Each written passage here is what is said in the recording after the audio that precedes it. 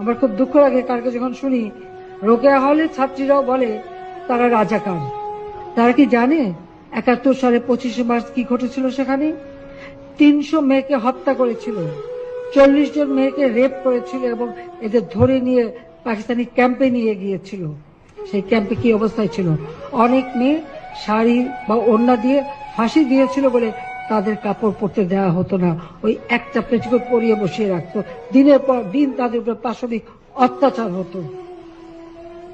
তখন যখন তাদেরকে উদ্ধার করা হয়, এমনকি একজন আমাদের মিত্র শক্তি ভারতীয় একজন শিখ সৈন্য তার মাথার পাগড়ি খুলে ওই উদ্ধারকৃত মেয়েকে তার গায়ে পেঁচিয়ে তাকে উদ্ধার করে নিয়ে আসে।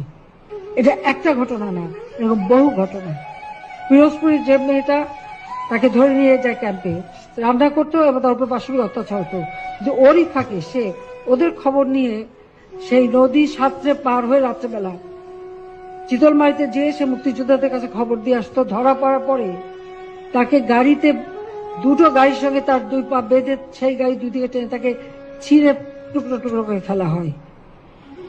এসব অত্যাচার, রাস্তায় রাস্তায় লাশ পড়ে থাকে, এরা দেখেনি, তাই নিজেদের রাজাকার বলতে তাদের লজ্জা হয় না।